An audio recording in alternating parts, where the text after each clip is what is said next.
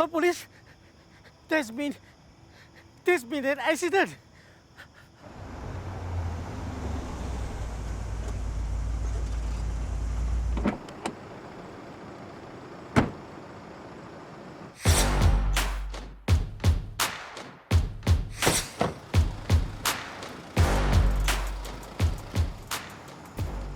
Sir, it's a fatal road accident.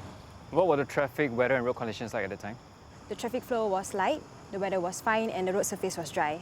Sir, follow me. Sir, the witness, Mr. Richard Poon, he was exercising at a nearby park at the time of accident. And this is the bus driver, Mr. Wee. All right, thank you. Afiq, speak to the bus driver and get his account. Michelle, check on the victim. Yes, sir. Hi, Mr. Poon. I'm Senior Investigation Officer Clarence. Yes. Can you please tell me what happened? Oh, when I was doing my morning exercise over there at the park, then I heard a very big bang. Heard. So you didn't see what happened? I wasn't facing the road. When I turned around, I saw the motorcycle skating. Did you see any other vehicle? No, it was quite dark. You know, my eyesight is not very good. So I wasn't very sure what has happened. Then what do you do next? I just ran toward the road to check what happened. Then I saw a man lying on the road. There's a lot of blood. Then I saw the bus coming in. I tried to stop it, but I think the bus driver didn't see me. He drove over the man before it came to a stop. Mr. Wee, your result is green. It is negative for breath alcohol content. Mr. Wee, where were you headed this morning? I'm going to pick up some workers for their shift. Do you see the victim on the road? No, I didn't see him. I only realized after I drove over him. Were you speeding? No, I was driving on normal speed. It's just that this area is quite dark during the early mornings, and the street lamps are covered by trees, so I really could not see what's on the road. How about your in-vehicle camera? The bus doesn't have one. Okay. Please bring Mr. B back to the station.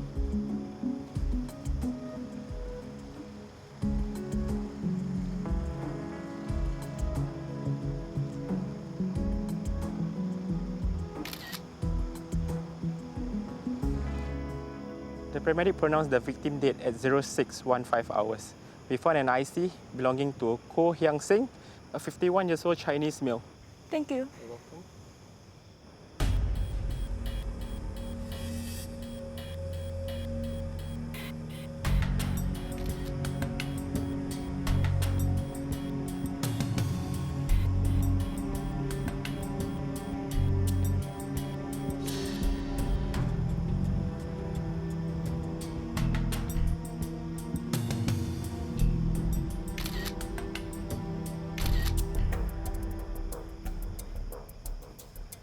I spoke to the witness, Mr. Poon. Seems like there was an earlier hit-and-run incident. The victim was lying on the road before the bus could even come along. Afiq, what did the bus driver say? Mr. Wee said that he didn't see the victim lying on the road as it was quite dark. He only stopped after he realized he ran over the body. So their accounts match. There were fragments of a headlight near the body. We can try to match it with a vehicle make and model. According to Mr. Wee, the bus doesn't have an in-vehicle camera, and there doesn't seem to be any pole cams around here. But I might have found something that can help with our investigation. That building would have a clear, unobstructed view of this part of the road where the incident is presumed to have occurred. If we can access the CCTV footage, it might be able to shed some light on what happened. Good, Afiq. Try to get your hands on the CCTV footage. And Michelle, let the crime scene officers know they can start processing the scene. Yes, sir.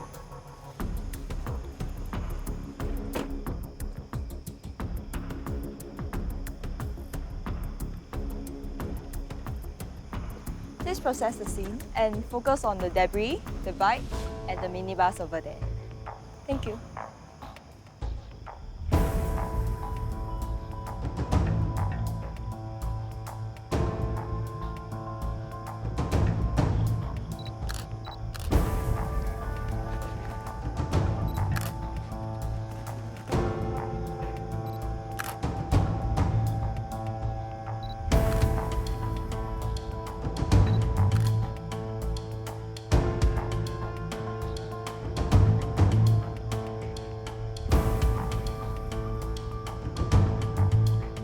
Officers, clear the area!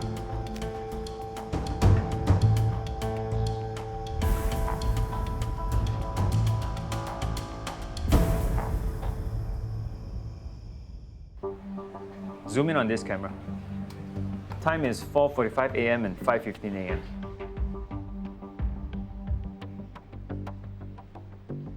Pause. The footage isn't clear enough for us to see the license plate. Please continue playing.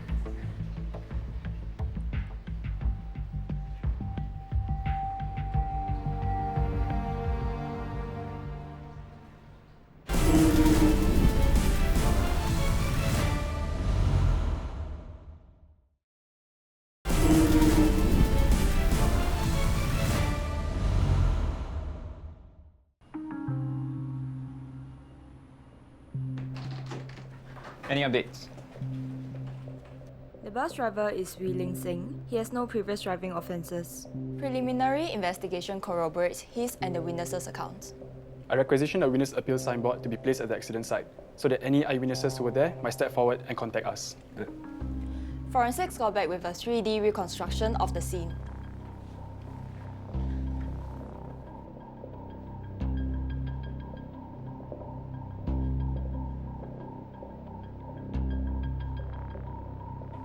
Great. Now we have the scene from all angles for reference. Shah. We have the CCTV footage which shows that the hit-and-run vehicle is a small truck. Unfortunately, the video is of low resolution and the vehicle is moving quite quickly, so we can't positively identify it.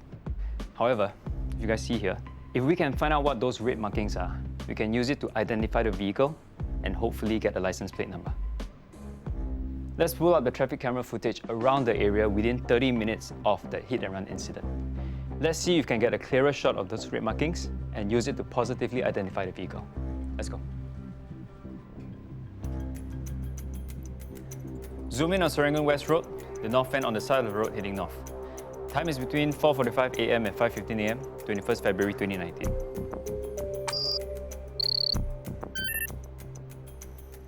Sir, there are no traffic cameras at accident site.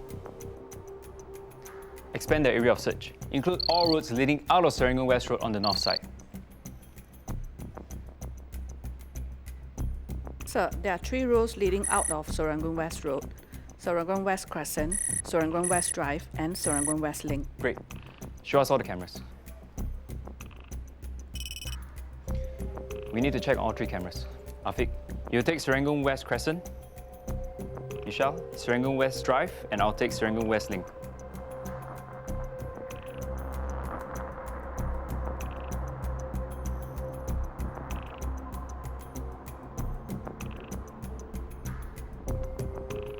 Sir, I see the truck on Serangoon West Drive.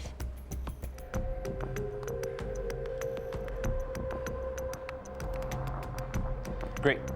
Now that we have it, let's see if we can get a clearer shot of the side of the truck with the red markings, or at least a camera with its license plate number.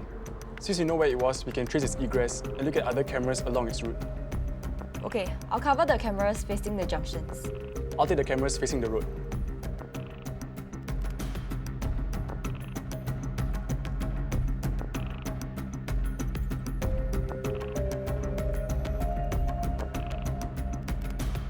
Sir, I have checked. He was still on Serangoon West Drive and did not turn into other roads. I will check the next junction. Noted. Afiq, how about you? A couple of cameras have captured the truck, but the logo is still blurry. Sir, I got something. It's right next to the traffic camera. We have a visual of the side of the small truck that is clearer than what we have so far, although it is still a little blur. I'll zoom in. Here's a clearer image of the markings. Sir, I did a reverse image search for logos that look similar or match that logo. After combing through the data, we have identified the logo as that of Turtle Troopers. The commercial delivery company. Yes, sir. I contacted the company just now. They only got 1 registered truck.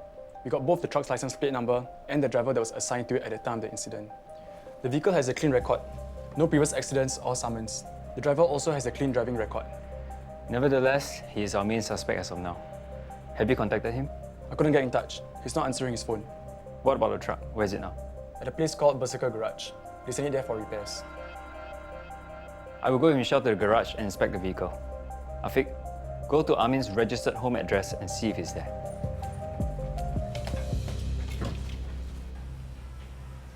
Hi. Hi, I'm SIO Clarence. This is Michelle. Was there a Turtle Troopers truck that was brought in here for repairs? Have. My bro Amin called me yesterday to tell me that his truck hit a lamppost and that there was this burning smell emitting from it. So I told him, don't worry, just bring her to me and I'll give her a look. What time did the vehicle arrive at your workshop? About 1:45 p.m. And where is it now? Over there. It's been a busy week, but I told my bro Amin, don't worry, I'll take a look at it as soon as possible. But I haven't checked the damage yet. Can you show it to us? Sure, come, follow me.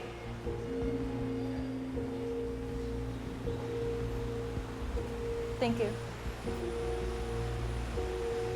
Sir, the car plate number matches. Look at this. Sir, we also found fragments of a headlight at the scene. Get the crime scene officers to work on this. Yes, sir.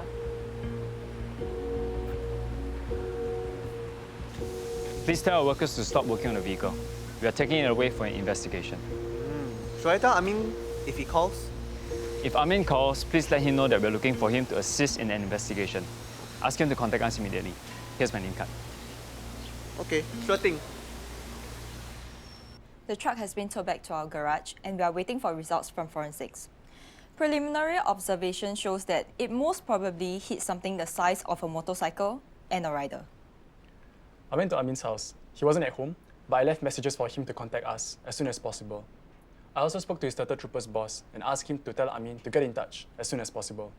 Yes, we also asked the mechanic to get Amin to contact us once he hears from him.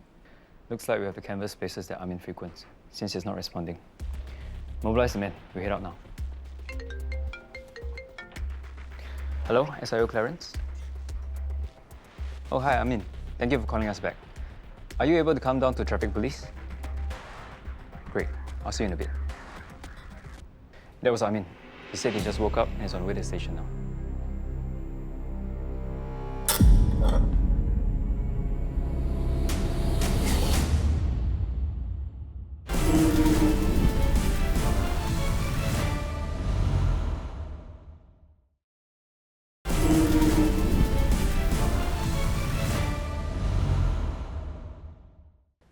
It was an accident.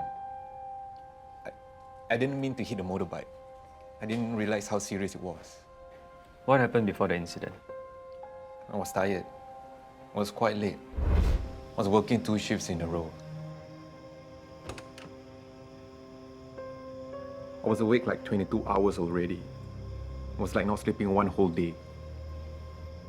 I thought that as long as I could get home, everything would be okay.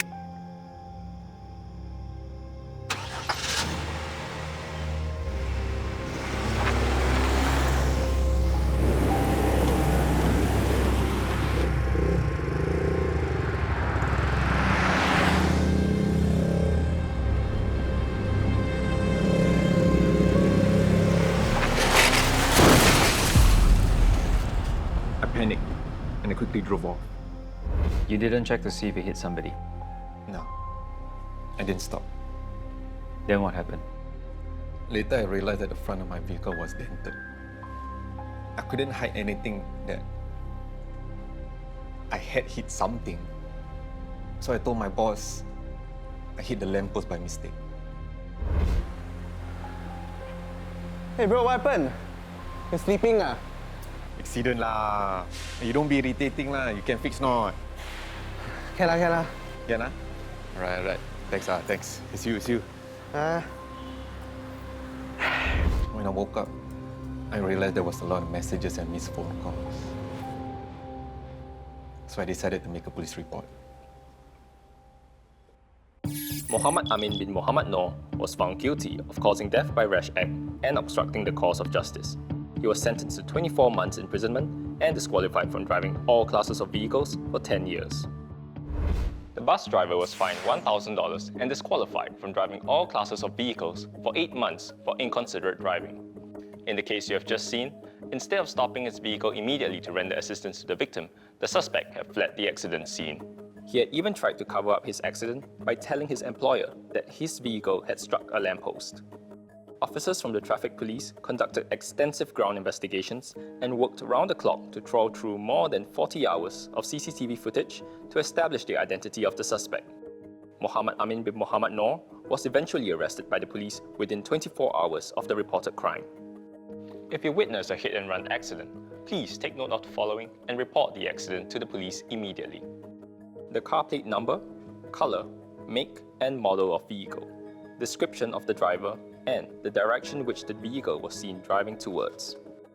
If you have any information relating to any traffic offences, call the Traffic Police hotline at 6547 0000. You may also report the offences online via the Police e-Services website at www.police.gov.sg.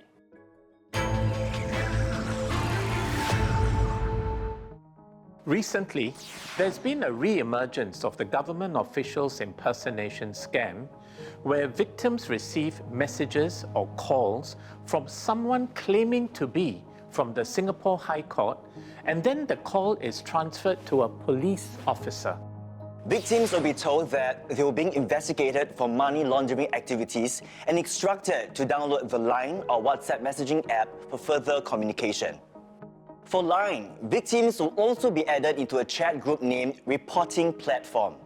Victims are instructed to surrender their money for investigations by making transfers to various bank accounts and were promised that their money would be returned to them. They only discovered that they had been scammed when the scammer requested for further fund transfers and failed to return their money. Victims are scammed into believing that the caller is a real police officer because they are shown a fake SPF warrant card and a fake letter of investigation. From January to July this year alone, 16 victims were scammed, and the largest sum cheated in a single case was $1.7 million. So, to avoid becoming a victim of such scams, please pay attention to these tips. Don't panic. If you receive such calls, ignore them or call a trusted friend or family member before taking any further actions, as you may be emotionally overwhelmed after receiving such a call. Don't believe. No local government agency will request a money transfer or personal details over the phone, nor will they do so through automated voice machines. Don't give. Never provide your personal information and bank details, such as your NRIC, contact number, and one-time password to strangers. If you need advice, please call the National Crime Prevention Council Anti-Scam Helpline at 1-800-722-6688 or go to www.scamalert.sg. Remember, it's up to you to protect yourselves and your loved ones and be a scam-wise community. Police cameras have been very effective in helping police deter, detect, and solve crimes. As of June 2021, more than 90,000 police cameras have been installed at HDB estates and multi-storey car parks. Such footages have assisted to solve more than 5,000 cases. The SPF will continue to expand the deployment of police cameras to other public areas across the island to better fight crime and safeguard the public. We have come to the end of this episode of Crimewatch. I'm DSP James Goh. Until next time, do your part to prevent, deter, and detect crime.